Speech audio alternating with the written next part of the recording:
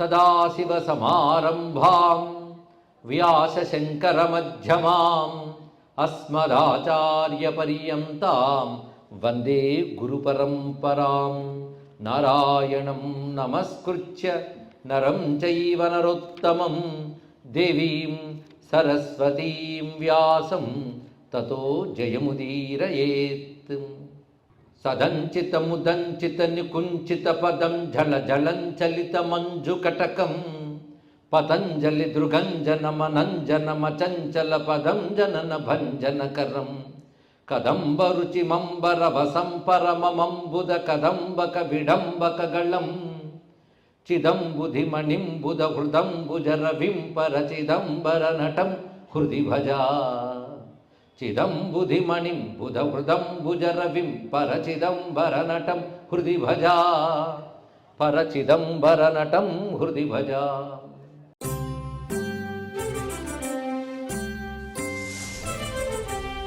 విష్ణు శబ్దం శివశబ్దం ఒకే పరమాత్మ యొక్క పేర్లు, వాడికి అర్థమే యూనివర్సల్ తెలుసుకోండి. కానీ భగవంతుడు మూడు రకాలుగా ఉంటాడు: ఇండివిజువల్, యూనివర్సల్, ట్రాన్స్జెండెంటల్. ప్రతి అణువులో ప్రతి వ్యక్తిలో ఉంటాడు, అది ఇండివిజువల్. యూనివర్సల్ విశ్వమంతా ఉంటాడు. ట్రాన్స్జెండెంటల్ విశ్వానికి అతీతంగా కూడా ఉంటాడు. మూడు విధాలుగా భగవత్ స్వరూపాన్ని చూడాలి. విశ్వాతీతుడు, విశ్వవ్యాపకుడు, సర్వర హృదయంలో ఉన్నవాడు, మూడు పరమాత్మ. ఇంత సంపూర్ణమైన నిర్వచనం ఇవ్వగలిగిన హిందూ ధర్మంలో పుట్టినందుకు గర్విస్తూ మాట చెప్తున్నాను. భగవంతుని మూడు విధాలుగా చూస్తున్నాం. ప్రతి వారి హృదంతరంలో పరమాత్మ ఉంటాడు. అందుకే హిందువులో పుట్టిన సామాన్యుడు కూడా నా హృదయంలో ఈశ్వరుడు ఉన్నాడు అనుకోగలడు. ఎందుకంటే హైందవ రక్తం నేర్పుతుందండి ఆ విద్య. ఈ భారతదేశం గాలి నేర్పుతుంది ఈ విద్య. అది ప్రతి వారి హృదయంలో ఉన్నవాడు పరమాత్మ. ఆయన విశ్వమంతా వ్యాపించున్నాడు, విశ్వానికి అతీతుడు కూడా. ఈ భావం. అందుకే ఎవడు విశ్వాతీతుడు ఆయన విశ్వవ్యాపకుడు. ఆయన ప్రతివారి హృదయంలో ఉన్నాడు.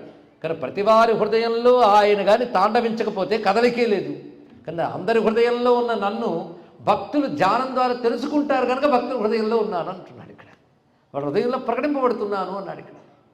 అందరి హృదయంలో ఉంటూ భక్తుల హృదయంలో ప్రకటింపబడే నేను ఆ క్షేత్రమునందు నా శక్తిని వ్యక్తపరుస్తున్నాను అని చెప్తూ, అలాంటి ఈ క్షేత్రంలో నిరంతరం సేవించుకుంటూ విష్ణువు, బ్రహ్మ, గణపతి మొదలైన వారందరూ ఆ క్షేత్రంలోనే ఉంటారు. ఆ నృత్యాన్ని సాక్షిగా చూస్తూ ఉంటుంది. నాకు వామాంగ భూషణ అంటే నా వామార్థంలో ఉన్న అమ్మవారు, ఆవిడ ఆనందకరమైన నృత్యాన్ని ఆదరంగా చూస్తూ ఉంటుంది ఎల్లవెళ్ళలా. దానితో పాటు విఘ్నాంధకార చండాంసురు గజవక్త్రో మహాయశా పశ్యన్ననిమిషం నృత్తం మోదతే ముదితానన. ఆ గణపతి అక్కడ కూర్చుని కంటికి రెప్పవేయకుండా తొండమాడిస్తూ చూస్తుంటారు నాట్యాన్ని ఎల్లవేళలు అక్కడ. బ్రహ్మ విష్ణు సహస్రాక్ష పద్మజాపి సరస్వతీ ప్రిచ్చా సంఫుల్లవదన విలసత్ పద్మలోచన. బ్రహ్మదేవుడు సరస్వతీ సమేతుడై, విష్ణువు లక్ష్మీ సమేతుడై, ఇంద్రుడు 1000 కళ్ళు వేసుకుని శచీ సమేతుడై చూస్తూ ఉంటాడు. అలాగే ఎప్పుడున్న అక్కడ చూసేవాళ్ళు ఇద్దరున్నారు మహాత్ములు.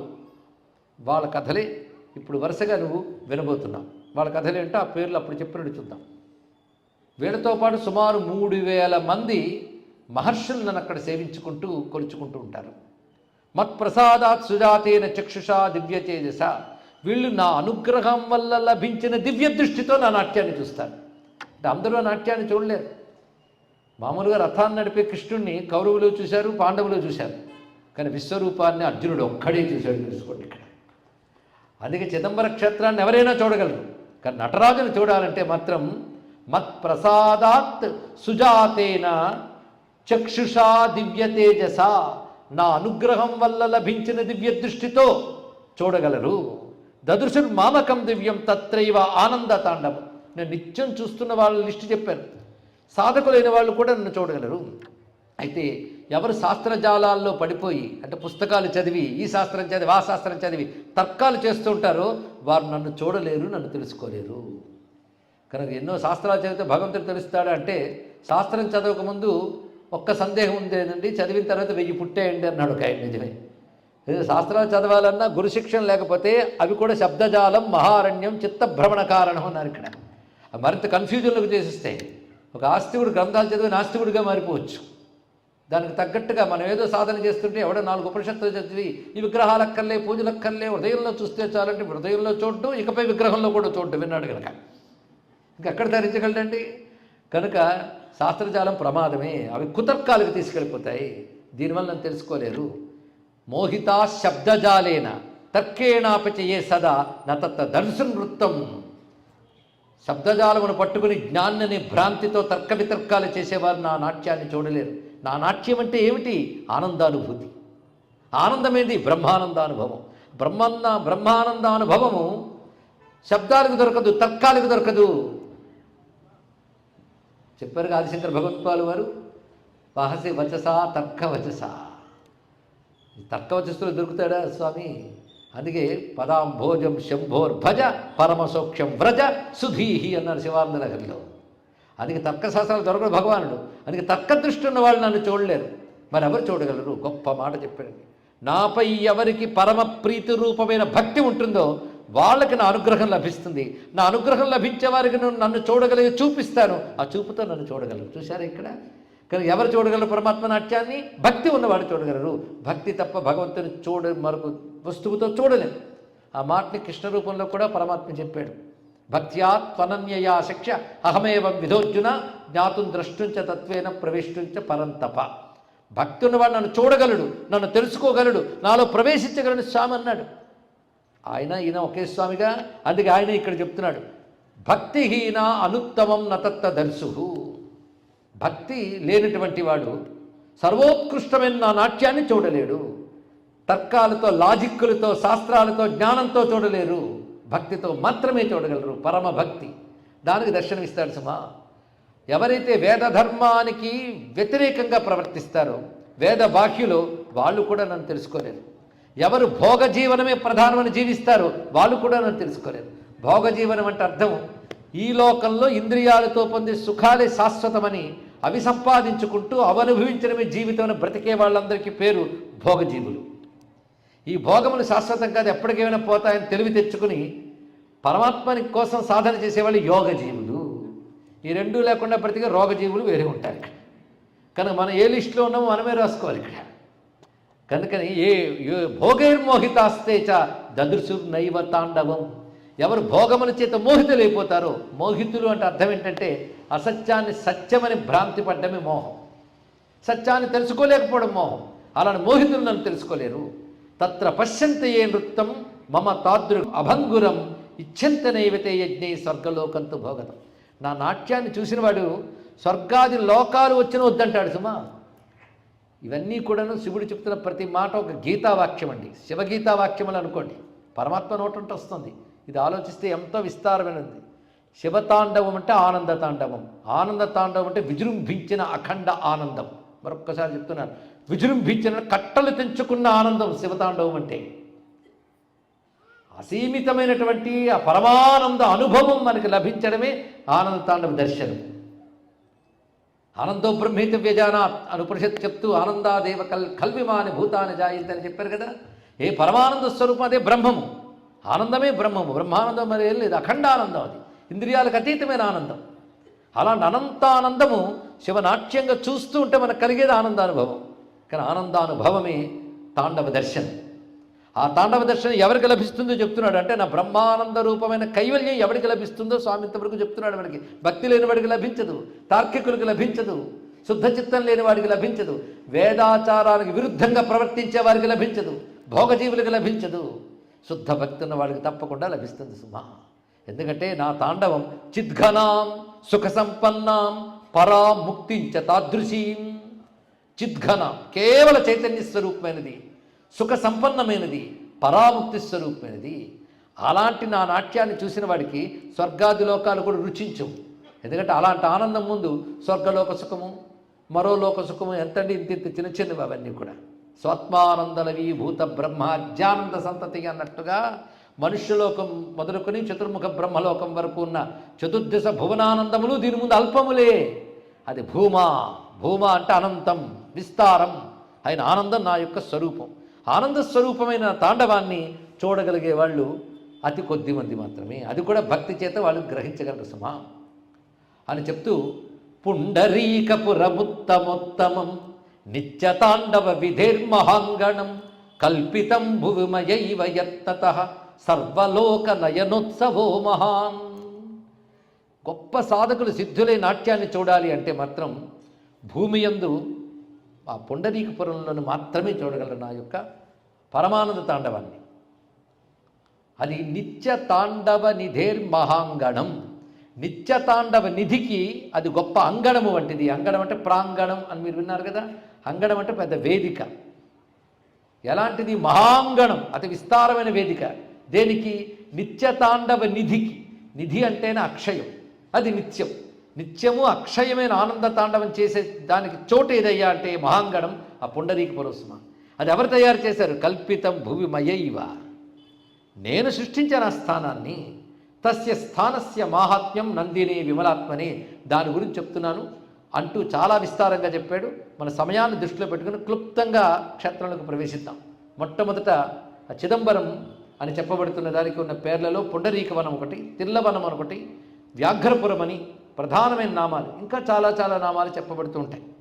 విశేషించి అక్కడ ఉన్నటువంటి దాంట్లో శివగంగా అని ఒక తీర్థమను సుమ. ఆ శివగంగా తీర్థం యొక్క మహాత్మ్యం అనంతమైనటువంటిది. అదొక తటాకంలా ఉంటుంది. తటాకమస్తి తత్రాగ్ర్యం శివగంగా విధానకం. ఆ పేరు వింటేనే ధన్యులంట. అలాంటిది ఆ స్థానం యొక్క మహిమ. ఆ తీర్థం సమీపంలో ఏ జపం చేసినా, యజ్ఞం చేసినా, దానం చేసినా, క్రతువు చేసినా అక్షయ ఫలాన్ని ఇస్తుంది. ఎప్పుడైనా ఒక క్షేత్రం గురించి మాట్లాడేటప్పుడు అక్కడ తీర్థములు చెప్పుకోవాలి, ఆయతనములు చెప్పుకోవాలి. ఇవన్నీ కలిపితే క్షేత్రం. మరి సింహాద్రి గురించి చెప్పుకుంటే ఎన్ని తీర్థాలు అందులో ఉన్నాయో, స్వామి గురించి తర్వాత విషయం, అక్కడున్న పరివార దేవతలు, ఇలా ఎన్నో వస్తూ ఉంటాయి. అందుకే తీర్థము, ఆయతనములు, ఇతర దేవతాయతనములు ప్రధానం స్వామి యొక్క విశేషం. ఇవి క్షేత్రములు ఉంటాయి. అది ఇక్కడ ప్రధానంగా శివగంగా. ఎందుకంటే ముందు వెళ్ళినటువంటి వారు సంకల్పంతో చిదంబరం వెళ్ళి చేసే పని ఏంటంటే, చేయాల్సిన పని ఏంటంటే శివగంగలో స్నానం చేయడం, సంకల్పం చెప్పుకోవడం. అదే మనం కూడా ఆ క్రమంలోనే వెళ్ళిపోతున్నాం ఇప్పుడు. అది అక్కడ తటాకమస్తి తత్రాగ్ర్యం శివగంగా విధానకం తస్య దక్షిణ తీరేహం. ఆ శివగంగకి దక్షిణ తీరంలో నేను ఆనంద తాండవమూర్తిగా ఉంటాను. శ్రవణాదేవ యస్యాసు పాపరాశి ప్రణశ్యతి. ఈ మాట చెప్పడానికి ఇది కారణం అండి. శివగంగా అనే పేరు వింటే చాలు ధన్యులమైపోతాను అని శివుడే చెప్తున్నాడు ఈ మాటని. పైగా అనేక జన్మల పాపాలు దగ్ధం చేయగలిగేటువంటి ఆ శివగంగా తీర్థము ఉత్తమం సర్వతీర్థానా పుణ్యవృద్ధికరం శుభం. యస్వం తీర్థవరే దివ్యా స్నాత్వాయ ప్రమథోత్తమ. అక్కడ స్నానం చేసి నా జపం చేసుకుని ఆ తర్వాత తత్ర దభ్రసభానాథం మా విలోక్య, నన్ను చూసి ఆ తర్వాత నా మంత్రాన్ని అష్టోత్తర శతం జపించినట్లయితే అది అనంత ఫలాన్ని ఇస్తుంది సుమా. అనంత పుణ్య ఫలాన్ని ఇస్తుంది. ఇక్కడ శివగంగా స్నానం చేయడం, చిదంబరం నటరాజును చూడటం, శివమంత్రమైన పంచాక్షరి మంత్రాన్ని గురువు ఉపదిష్ట మార్గంలో జపం చేయడం, ఇది విశేషమైనటువంటి అంశం.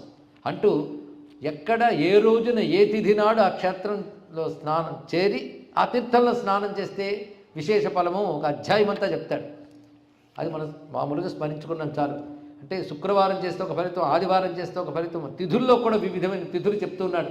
గ్రహణకాల స్నానానికి కూడా అది చాలా విశేషమని చెప్తున్నారు.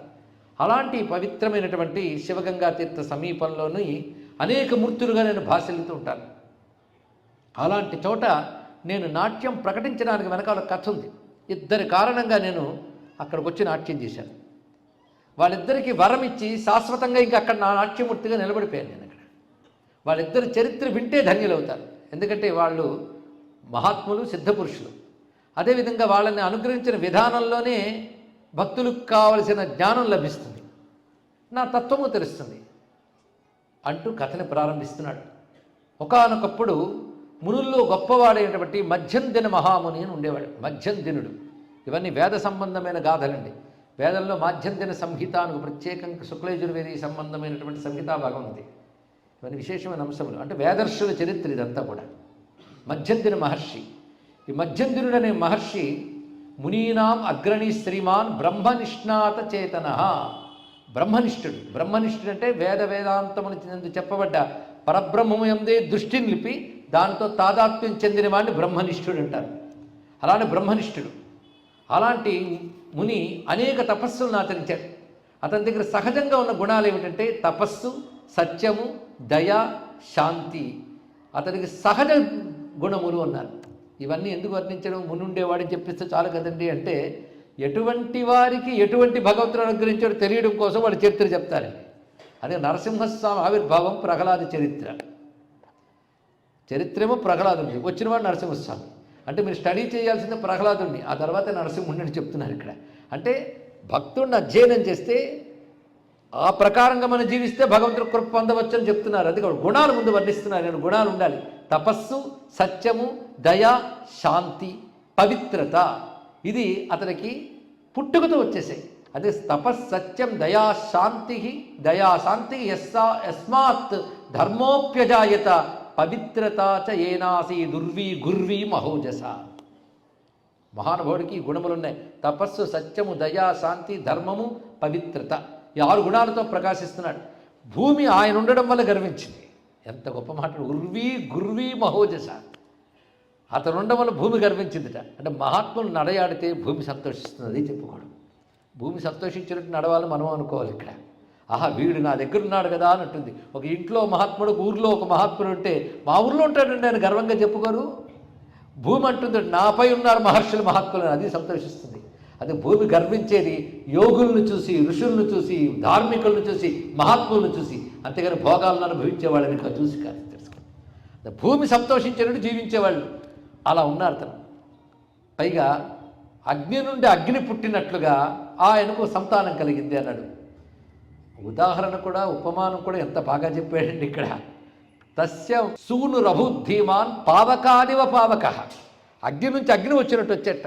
ఆయన పేరేమిటంటే మధ్యంధన పుత్రుడు కనుక మాధ్యంధనుడు అనే పేరుని చెప్తున్నారు ఇక్కడ. ఈయన తర్వాత మరొక పేరు వస్తుంది, శివుడిస్తాడు. ఇప్పుడు మాత్రం ఆయన పేరు మాధ్యంధనుడు. ఆ మాధ్యంధునికి బాల్యంలోనే సకాలంలో ఉపనయనం చేశారు. సకాలం అంటే ఎంతండి? 21 ఏళ్ళు, లేదా పెళ్లి చేసుకోవడానికి ముందు రోజు. అది కాదు ఉపనయనానికి సకాలం. ఉపనయన కాలం ఉంటుంది కదా, వాడికి ఎప్పటిప్పుడు చేయాలి అంటే 3 ఏళ్ల నుంచి చెప్పాడు. గ్రహణ శక్తి బట్టి వాడిని చేయవచ్చు. ఆదిశంకర్లకు 3 ఏళ్ళకి సిద్ధమయ్యారట. వాళ్ళ నాన్నగారు వెళ్ళిపోవడం వల్ల 5 ఏళ్ళకి చేశారు, అది వేరే విషయం.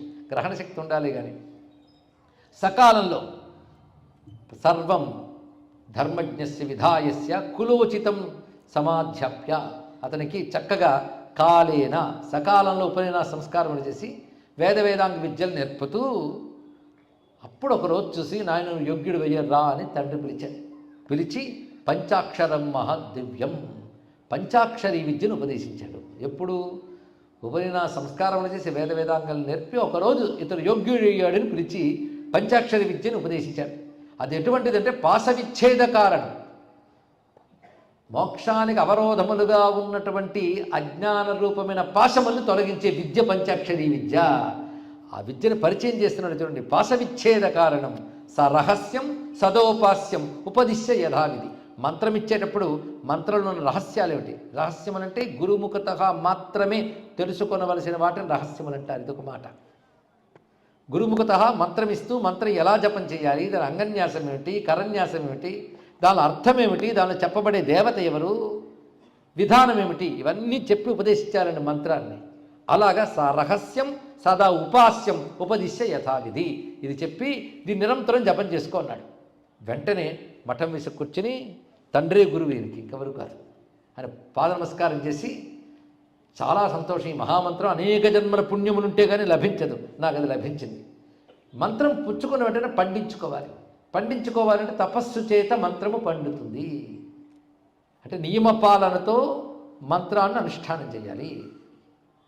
ఇక్కడ ఈ మంత్రం చెప్తున్నారని దీని గురించి చెప్పుకున్నాం. ఏ మంత్రానికైనా ఇదే పద్ధతి. గురువులు ఇచ్చిన వెంటనే దాన్ని పండించుకోవాలి. అది ఇచ్చిన వెంటనే చేయవలసింది, పురతః చేయాల్సిందిగా పురశ్చరణ అని పేరు దానికి. మంత్రం పుచ్చుకున్న వెంటనే చేయాలి పురశ్చరణ, దానివల్ల పండించుకుంటారు మంత్రాన్ని. అందుకు ఇది చెయ్యాలి అంటే నాకు తగ్గ విధానంతో తపస్సు చేసుకోవడానికి అనుమతించండి. తపస్సు ఎలా చేయాలో చెప్పండి అన్నాడు. అంటే మంత్రం పండించుకునే తపస్సు వల్ల, కనుక మంత్రం తపస్సుగా చేసుకోవాలి. ఇది గురువుగారు ఇచ్చారు, రోజుకి ఇంత జపం చేసుకుంటున్నాను కాబట్టి తపస్సుగా చేసుకోవాలి.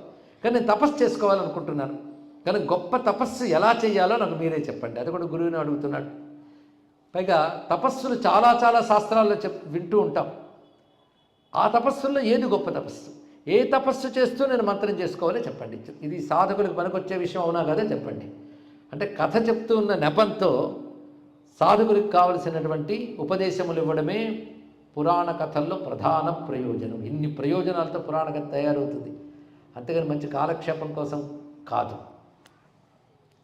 సాధకుల కోసం ఉపన్యాసమైన, పురాణమైన సాధకుల కోసం, not for time pass. It is only for seekers. తెలుసుకోండి, ఇక్కడ సాధకుల కోసం అది. అలా ఆ దృష్టితో వినాలి.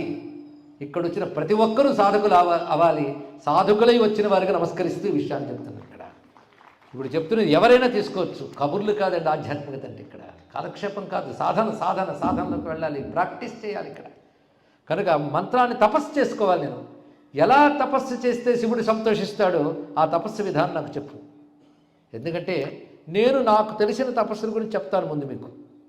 అందులో ఏదైనా ఎంచుకోమంటే ఎంచుకుంటాను. కాదు ఇవేవి కాదు మరొకటి ఉందంటే చెప్పండి. కొంతమంది ఏం చేస్తారంటే హేమంత కాలంలో శిశిర ఋతువు నాడు ఆ మంచు కురుస్తున్న చోట్లకు వెళ్ళి వాళ్ళు తపస్సు చేస్తారు. మరికొంతమంది వేసవి కాలంలో పంచాగ్ని మధ్యలో తపస్సు చేస్తారు. అందుకని చలికాలంలో హీటర్ వేసుకు తపస్సు చేయడం గురించి కాదు ఇక్కడ చెప్పేది. చలికాలంలో హిమోత్పర్వత ప్రాంతాల్లో తపస్సు చేయడం, వేసవి కాలంలో పంచాగ్ని మధ్యం. పంచాగ్ని మధ్యం అంటే 4 దిక్కుల అగ్నిని మంత్రములతో ప్రతిష్ఠ చేసుకుని పైన సూర్యమండలాన్ని చూస్తూ తపస్సు చేయడం. ఈ తపస్సునంతటినీ భారతీయ తపోవర్ణంలో కాళిదాసు వర్ణిస్తాడు అద్భుతంగా కుమార సంభవంలో. అలా చేస్తారు.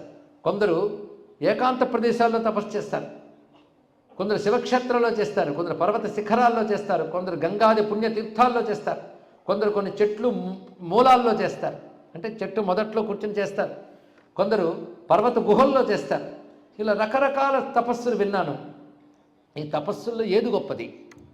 పైగా కఠోరమైన ఉపవాస దీక్షలు రకరకాలు ఉన్నాయి. తపస్సులు ఎన్ని రకాలు ఉంటారంటే నీవార ముష్టింపచులు వీళ్ళు ఒకరు ఉంటారట. మరికొంతమంది శిరోంఛ ప్రక్రములు, రకరకాలు. ఎలాంటి తపస్సులో ఇన్ని రకాల తపస్సులు నైమిషారణ్యంలో దర్శనమిచ్చారని పురాణంలో వర్ణిస్తారు. ఎంతమంది తపస్సులు ఉన్నారో నేటికి భారతదేశంలో ఉన్నారు. వారికి నమస్కారం చేసుకోవాలి. రకరకాల తపో మార్గములు ఉంటాయి. ఇందులో ఏది గొప్పదని కాదు, అన్నీ గొప్పవే. ప్రతి మార్గంలో గొప్పవాళ్ళు ఉంటారు. కానీ ఆధ్యాత్మిక మార్గం ఇదే అని ఎక్కడా లేదు, అనేక మార్గములు ఉన్నాయి. అయితే ప్రతిదీ శాస్త్రం చెప్పినదై ఉండాలి. శాస్త్రం చెప్పిన అనేక మార్గాల్లో అనేక రకాల తపస్సులు ఈ సనాతన ధర్మంలో కనబడుతూనే ఉంటారు. ఒకే మార్గంలో కనబడ. నాకు నువ్విచ్చిన ఈ మంత్రాన్ని నేను పండించుకోవాలనుకుంటున్నాను. ఏ తపస్సు చేస్తే గొప్పది అని అంటే ఒక చిరునవ్వు నవ్వి మాట్లాడుతున్నాడు ఎవరు? మధ్యంతరి మహర్షి కొడుకుతో. పదమాస్థాతుమాస్థా చేత్ కురు సేవాం ఉమాపతే. అన్నిటికంటే గొప్ప తపస్సు ఏంటంటే శివుని సేవించడమే గొప్ప తపస్సు. నువ్వు కఠోరమైనటువంటి ఉపవాసాలు, దీక్షలు ఇవన్నీ గొప్ప తపస్సులు కాదని నేను అన్నాను. కానీ శివారాధన చేస్తూ మంత్రజపం చేయడమే గొప్పది, ఇంకోటి లేదు ఇక్కడ. కానీ శివుని పూజిస్తూ, శివుని అర్చిస్తూ, శివుని స్మరిస్తూ, శివుని కీర్తిస్తూ తపస్సు చేయి. అదే గొప్ప తపస్సు. ఎంత సులభం చేసేయండి. ఎందుకంటే అదంత తేలిక కాదు. శివారాధన చేస్తూ శివజపం చేయడం, దాన్ని మించినటువంటి తపస్సు మరొకట్లేదు. శివసేవయే తపస్సు. అందుకే భోగం యోగం, భగవంతుని తలంచుకుంటూ ఆనందించడమే నిజమైన భోగం. అందుకు చేసే సాధన యోగం. యోగం 5 రకాలుగా ఉంటుంది. శివయోగం 5 రకాలుగా ఉంటుంది. ఇది చెప్తున్నాడు మధ్యంతరి మహర్షి. జ్ఞానం శివమయం, శైవీ భక్తి, ధ్యానం శివాత్మకం, శివజ్ఞానం, శివధ్యానం, శివవ్రతం, శివయోగో హి పంచధా. 5 విధాలుగా ఉంటుంది శివయోగం. 5 ఎవడు కలుపుకుంటాడో వాడి పేరు శివయోగి.